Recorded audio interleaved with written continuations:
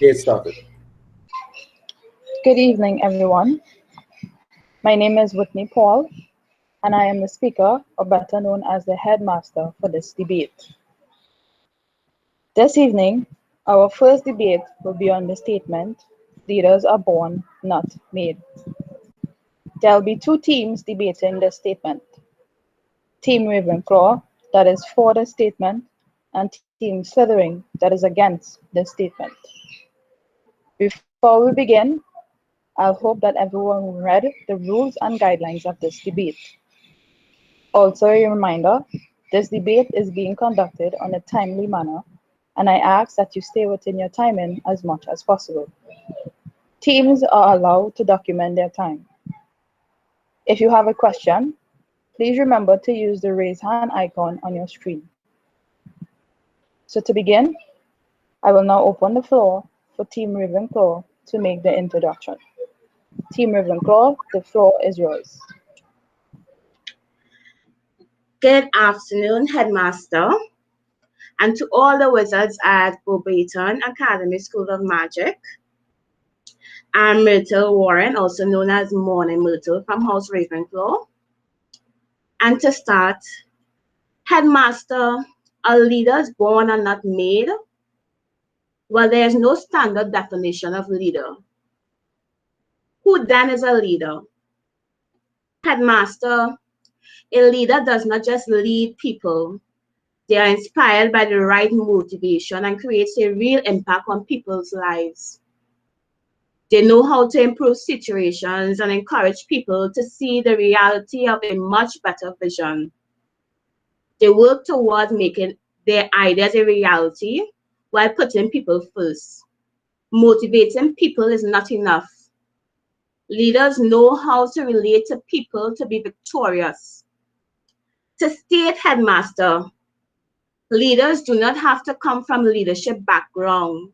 Future leaders will be more distinct, which brings variety of viewpoints. There are many different kinds of leadership that exist in today's environment. When thinking about outstanding leaders, whether present day or historical, one may question how they become such notable leaders. Were they born this way or were they taught to lead? In my opinion, with this debate is highly concerned with the fact that leaders are born and not made. Leaders are generally born with basic skills and abilities of leadership. Such skills are developed through learning and experience with other leaders, as many characteristics are found to be mainly associated with leadership merits. Stated by Sorok and Prasad, 2013. The current discussion draws from relevant theories of leadership that demonstrates the fact that leaders are born. The trait theory suggested that born leaders were gifted with certain personality characteristics and physical traits, which distinguish these leaders from other individuals. The great man theory, popularized in the 1840s by Thomas Carlyle, suggested that leadership traits are intrinsic, meaning that great leaders are born and will emerge when confronted with the appropriate situation. These individuals possess certain qualities and talents such as deep honesty, moral vision, compassion, and care that makes them well suited for leadership. Contingency theories of leadership concentrates on special variables connected to the surroundings that could determine which style of leadership is appropriate for this present situation. The theory states that no leadership style is regarded as best in all faced situations. And note, Headmaster, many philosophers believe that leaders are made because it cannot be possible that a leader is born with all the desired qualities of leadership. I would like to state, Headmaster, that I firmly believe that great leadership skills is considered as a result of being gifted from birth with the required attributes of being a leader. And this brings an end of my statement. Thank you.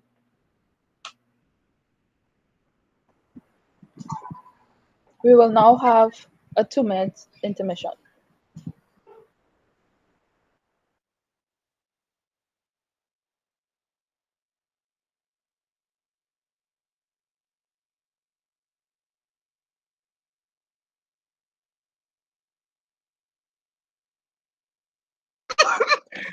No, you can't beat me. Mm-mm. Oh, hello.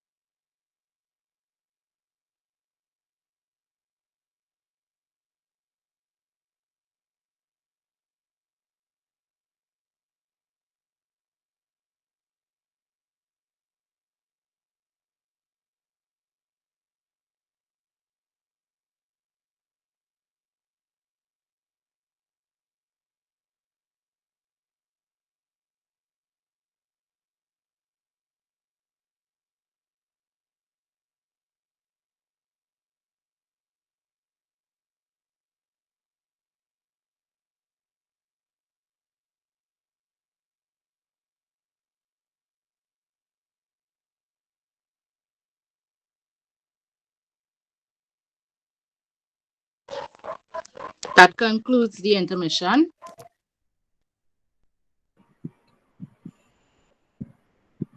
We will now have Ravenclaw that will do their introduction.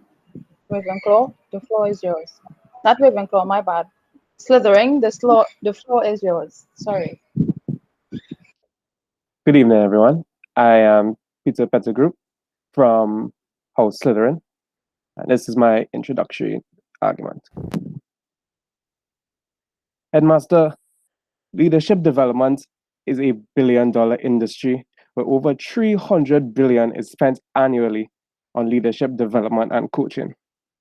Headmaster, consider that in the United States alone, $166 billion is spent on leadership development and coaching by the most well-known and profitable companies on the planet, like Google and Apple. Surely, if leaders were born, these massive companies headed by highly intelligent men wouldn't waste money on leadership development. Headmaster John Gardner, in his book entitled On Leadership, states, and I quote, "Most of what leaders have that enable them to lead is learned." Furthermore, Headmaster William Gentry, PhD, and other philosophers from the Center for Creative Leadership carried out a survey on 361 business executives and others in leadership positions and found that all overwhelmingly agree that people become leaders in large part as a result of experiences that help them learn how to be a leader. Therefore, Headmaster, I believe the ability to effectively lead, motivate, and direct a group of people, whether it is in business, sports, or politics, requires a complex set of skills, mostly acquired through experiences, self development, as well as access to subsequent training. To expect a person to be born a fully rounded, complete leader with the ability to influence and direct their team seems simply unfeasible. I would now like to bring to your attention, Headmaster, three brief points. Firstly, the question of being a natural born leader. Does this mean that introverts, persons of average social intelligence, or those of us who are not particularly empathic would not make good leaders? Headmaster, in my opinion, anyone can be a leader. Anyone can rise to that position. Secondly, to be successful, all leaders, whatever their leadership style, type, and so on, must choose the right action at the right time and keep a steady eye on the ball, so to speak. They must be courageous, self aware, and ensure the consistent support of their team of followers, which is a skill that needs to be practiced. And lastly, A bit of good philosophy from a well-known business coach, Hugo Hage. True leaders ensure they continue to develop their leadership skills throughout their careers through learning and development materials and activities. With that, I'll bring my argument to a close. We now have a 2-minute intermission.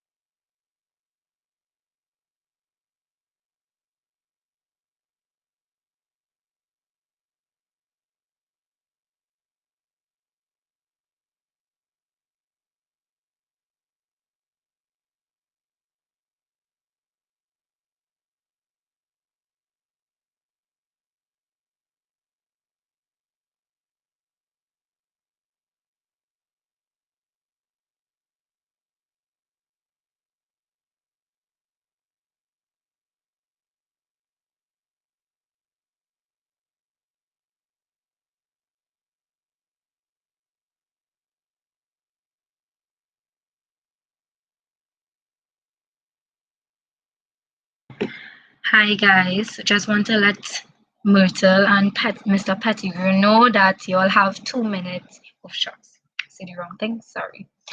The following two speakers have 2 minutes left from Myrtle and Mr. Pettigrew. Added on to your time.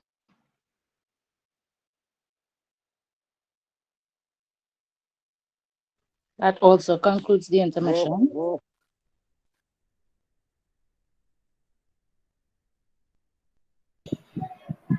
We will now have our first rebuttal, and I will now pass you on to Ms. Lovegood for Team Ravenclaw. Good day, Headmaster, and all wizards of the Beauxbatons Academy School of Magic. Although Slytherins may argue that there is a kernel of leadership in everyone, we stand against it. Whether or not we like it, leaders are born, not made. Great leaders are simply born with the necessary internal characteristics such as charisma, confidence, intelligence, and social skills that make them natural-born leaders. We see it in everyday life too. There are certain people we meet who have a natural charisma, a way with people, and words that bring out the best in others. They inspire and motivate, doing so with positivity, not threats or fear. In these cases, one can recognize a natural inclination to lead that is present in some and absent in others. Our opposing team may argue that there are skills that can be developed. However, there are some things that cannot be cultivated. Integrity, the ability to stand their ground, no matter how great the odds or the threats, these are qualities that are inborn and cannot be cultivated. Gandhi's faith in peaceful resistance did not waver in the face of grave danger. Myanmar's Aung San Suu Kyi was placed in the house arrest for several years. She was denied the rights of meeting her dying husband, yet she refused to back down and stood for her principles. These examples are known for their enormous strength of mind and character. Studies published in 2013 by the Leadership Quarterly were the first to identify a genotype correlated with a tendency towards leadership roles. Dr. Jan Emmanuel Deneve quoted that they have identified a genotype called RS4950, which appears to be associated with the passing of leadership ability down through generations. This proves once again the fact that leaders are indeed born and not made. Lastly, in order to be accepted by followers, a prospective leader needs to be perceived by followers. Traits such as intelligence, physical attractiveness, and extraversions are traits that followers look for in a leader. You haven't seen a fat president of the United States in the past 50 years. Bill Clinton was as close as it gets. Look, US presidents tend to be tall, pleasantly attractive, thin men. As much as we would like to believe that everyone can be a leader, the fact of the matter is that, fair or not, followers want a certain type of leader. And like it or not all of us have the intelligence, drive, or desire to lead. Headmaster, I've now ended my argument. We will now have a 2 minutes intermission.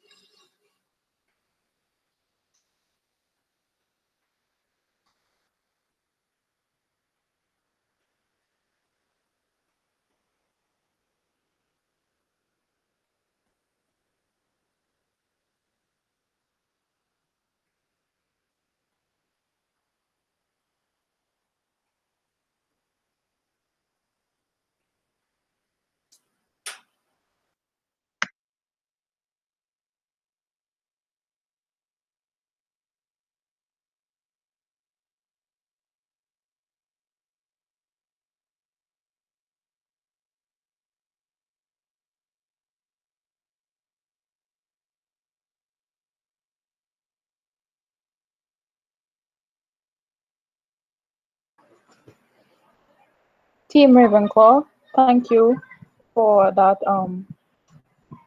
rebuttal. You have 4 minutes and 11 seconds because you had 2 minutes remaining from the introduction. And that concludes the intermission. I now put you on to Slithering to do their rebuttal.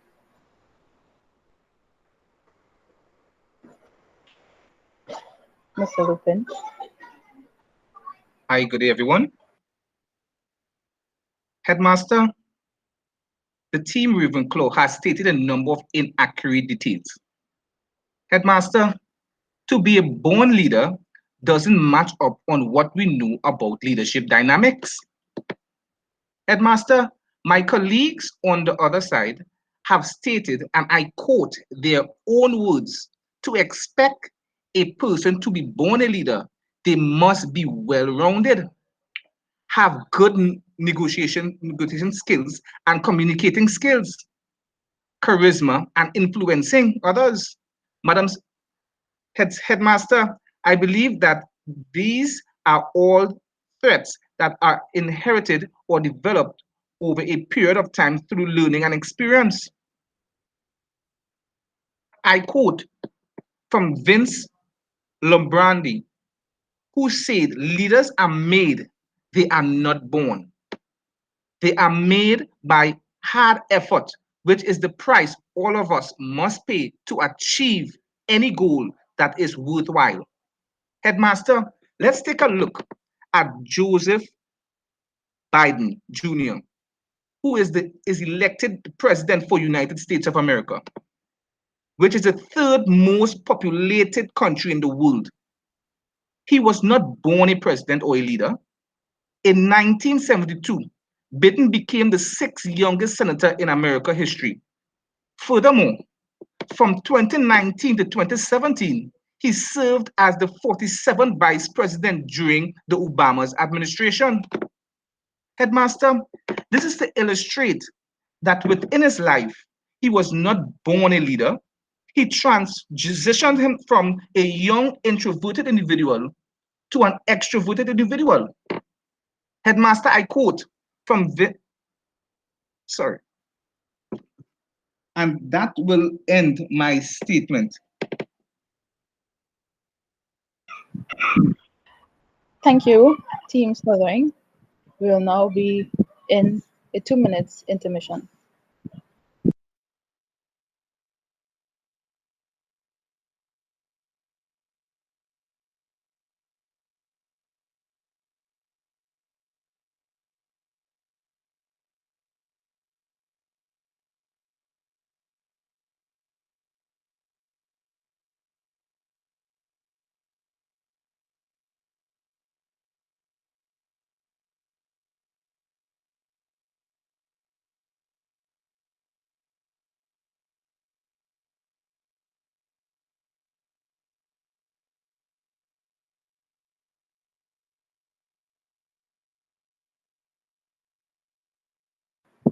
I would like to announce that Team Slithering, you have 4 minutes and 48 seconds remaining, as your 2 minutes was put in from the introduction to your second rebuttal.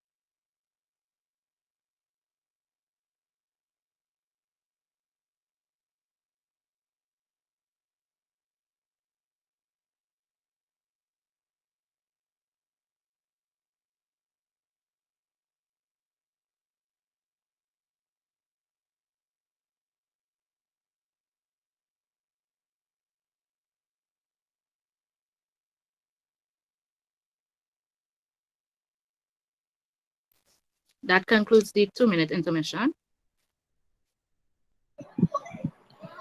I will now like to announce Ravenclaw, you can start your second rebuttal with your conclusion. Chan, the floor is yours. Good afternoon, Headmaster, and to all.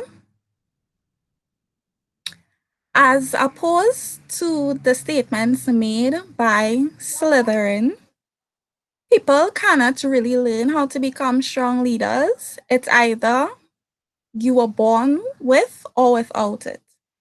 It's very much a nature as opposed to a nurture approach to explaining leadership. So as stated by my colleague earlier, whether we like it or not, leaders are simply born, not made. According to Fielder's contingency theory, there is no singular best way to structure your organization and lead your team. Instead, the best way to do this will be contingent on the situation. So, contingency theories explain how best to run your team or organization given different situations.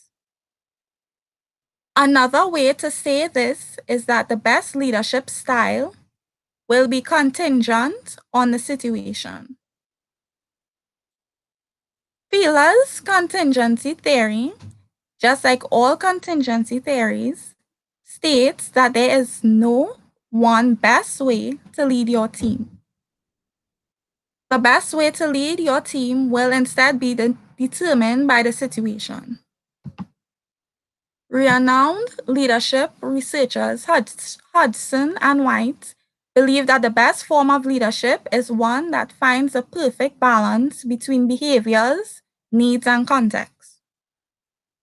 Good leaders not only possess the right qualities, but they're also able to evaluate the needs of their followers and the situation at hand. In summary, the contingency theory suggests that great leadership is a combination of many key variables. It is important to realize that in Fielder's contingency theory, your leadership style is fixed. You cannot change your style to suit the situation, but instead, you must put leaders in situations that match their style. This puts the theory at odds with more modern contingency theories such as situational leadership. As a result, true leaders are born naturally charismatic, influential, and inspiring individuals destined to make a mark. We believe it's absolutely possible to cultivate the characteristics and skills necessary to call yourself a leader. However, just like how persons are predisposed to athletics and musicality, some persons may be naturally predisposed to lead. So, to conclude, we can indeed say that leaders are born and cannot be made. While we can inculate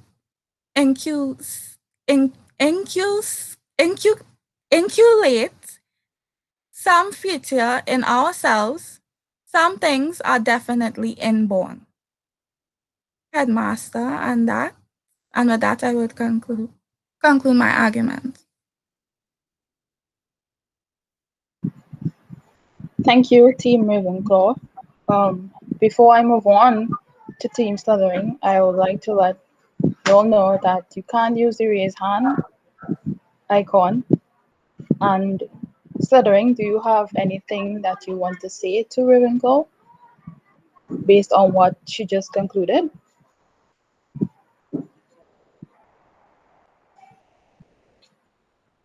I will take that silent as a no. So we will now have a 2-minute intermission.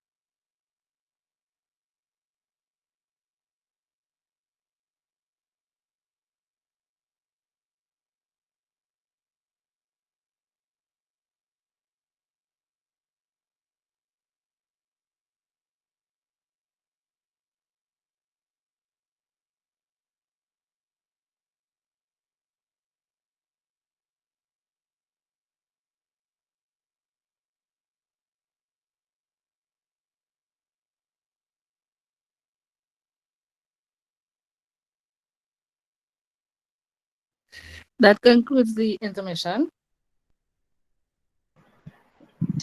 So we will have our final rebuttal, and conclusion, as Slithering will now conclude.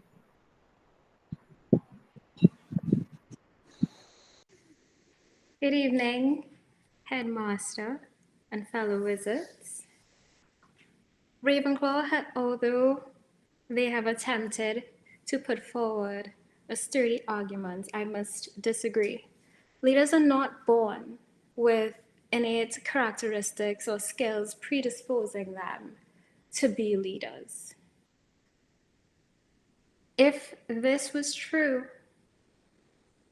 how would people be able to learn about how to become a leader? As previously stated by another member of my team, millions of dollars go into learning how to be a good leader. There would not be an avenue to learn or to even teach people how to become successful leaders if leaders were just born. Many people start out with nothing and learn as they go along to become the CEOs of companies, the leaders of teams, etc., and to hold other leadership roles, as well as people are able to teach others what would make an efficient leader. The CEO of Estee Lauder, which is a widely successful makeup company founded in 1946, said, "I never dreamt of success. I worked for it." The CEO was not born into this role, but rather worked his way to it. Also, if having a charismatic personality is a prerequisite for leadership, if that's what makes a natural born leader, how does that mean only one personality is able to be a good leader? Let's look at two widely renowned leaders, Hitler and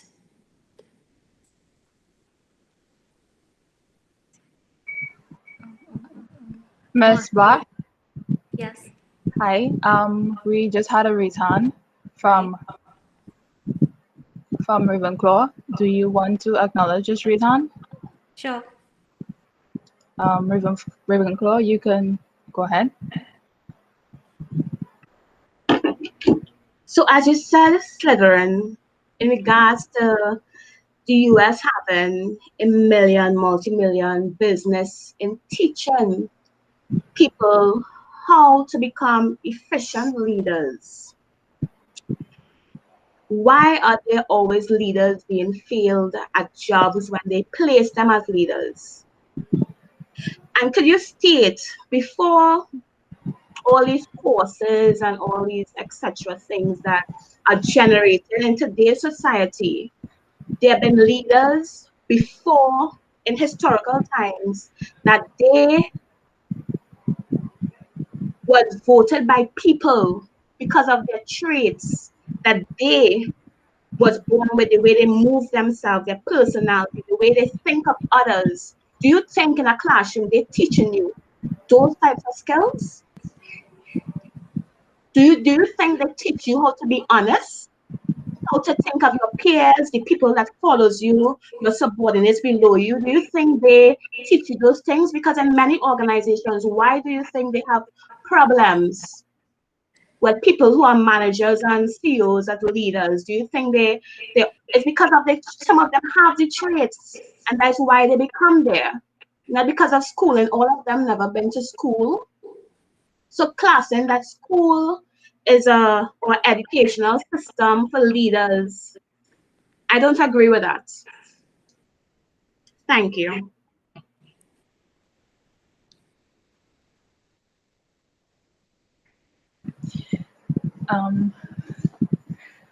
Okay, so for the record, I would like to point out that the time of the introduction was 1 minute and 36 seconds. I just noticed that Pettigrew, Slytherin has raised their hand. Miss Black, that is from your team. Do you want him to help you? You can respond. You can respond, Pettigrew. Okay, headmaster. Just two simple points. Firstly, the member of Ravenclaw, she said, I believe something when referring to courses and the sums paid for courses, saying that people still fail. These so-called natural-born leaders that they are referring to, many have failed, and history has shown that many have failed. The second point would be that referring to, they speak of classes and schools. I believe that was some kind of attempt to distract us from the fact that, yes, back in those days, they didn't have what we would consider classes and schools, but these people were still taught. I would like to conclude there.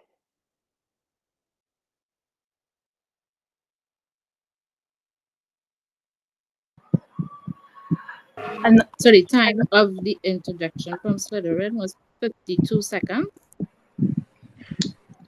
Miss Myrtle has raised her hand again. Team Slytherin, do you want to acknowledge Ravenclaw? Yes, we will. Miss Myrtle, you can go ahead.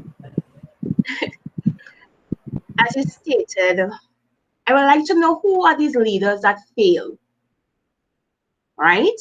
Because Abraham Lincoln didn't have a mentor, did he? Can you state that fact? Thank you, that's it.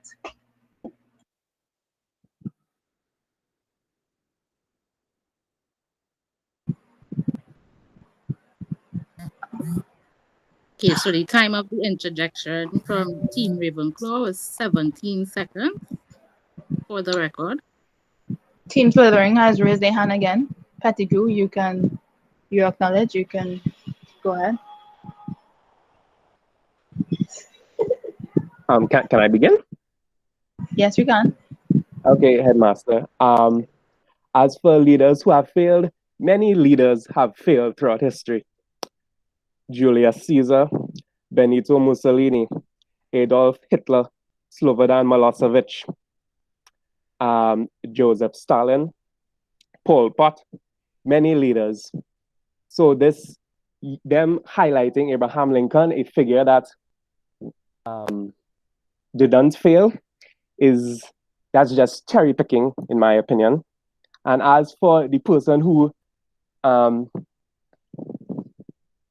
taught Lincoln, or who was Lincoln's mentor, as they say, no, I don't know who Lincoln's mentor was. I didn't learn about Lincoln. Can you tell me who his mentor was? I'd like to conclude.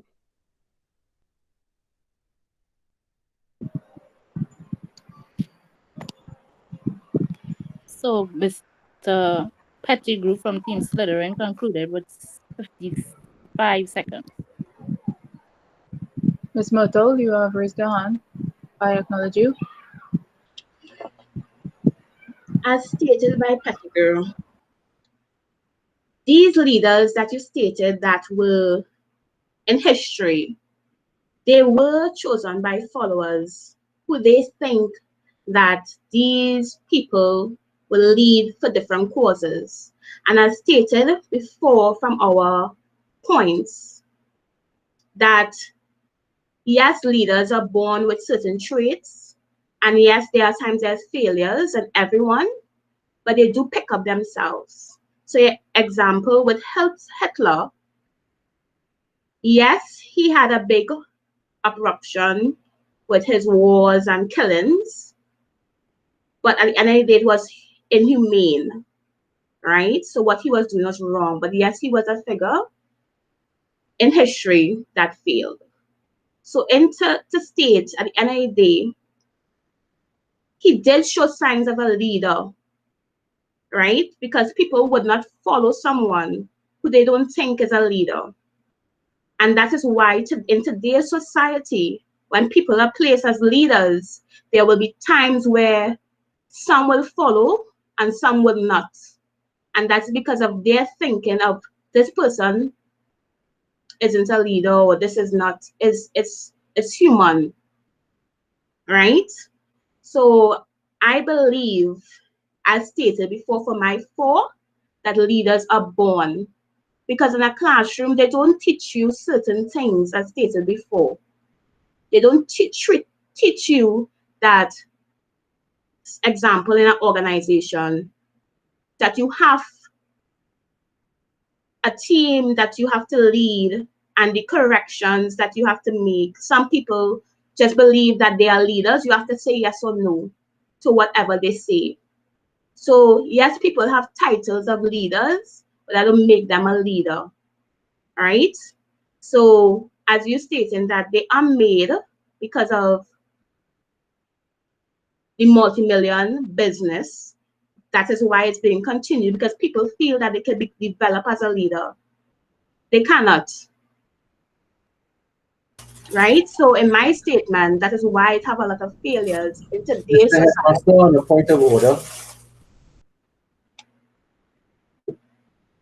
Someone was speaking. Mr. Headmaster, on a point of order. Yes, sir. You acknowledge? I was under the assumption that we were at the stage where Ms. Black was making her final contributions. Mm-hmm. I wasn't aware that we were back at the beginning of the debate where first speaker was making further arguments to make her point. This was supposed to be a question. I haven't heard a question yet.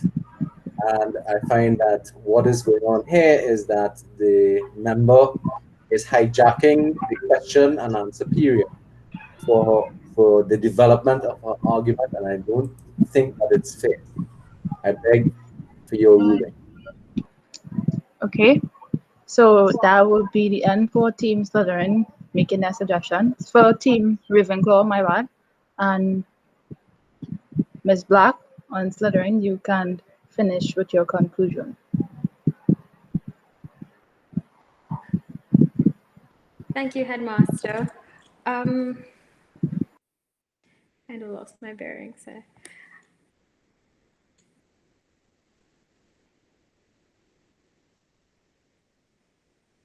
So, as I was saying,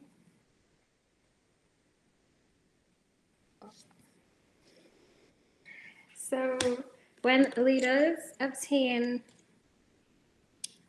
their positions, the good and effective ones seek more knowledge. They want to better themselves and their skills to be the best that they could possibly be. They listen to those around them. They have patience. They make well thought out decisions. And they participate and encourage team building exercises. They encourage everyone around them to bring out what's best. They recognize that being in a position of authority, like being a leader, does not mean that their work is finished. There's always things to learn as the world changes, as people change, as leadership changes, everything as things evolve. Leaders have to stay on top of their game to be sure that they are being the best leader that they can be, and in turn, leading as best as they could. So to conclude, John C. Maxwell said, a leader is one who knows the way, goes the way, and shows the way. A person isn't necessarily born a leader, but sculpted by his work ethic and his need to do the right thing and his desire to keep learning and motivating. A true leader doesn't only think of himself or what's best for the most amount of people. These aren't traits that everyone is born with. Some have been learned along the way. Headmaster, as I sat here and listened to the contribution made by all members of this honorable house, I took time to analyze and interpret the points put forward effectively. While I acknowledge the points made by Ravenclaw, I'm not convinced by the motion brought forward today. So therefore, Slytherin does not agree that leaders are born and not made. And that concludes my argument. Thank you, Team Slytherin, for your conclusion. And this will now conclude the end of our first debate. I want to say thank you, Ravenclaw, and thank you, Slytherin, for participating and making your assumptions on the topic, leaders are born, not made. Thank you, everyone.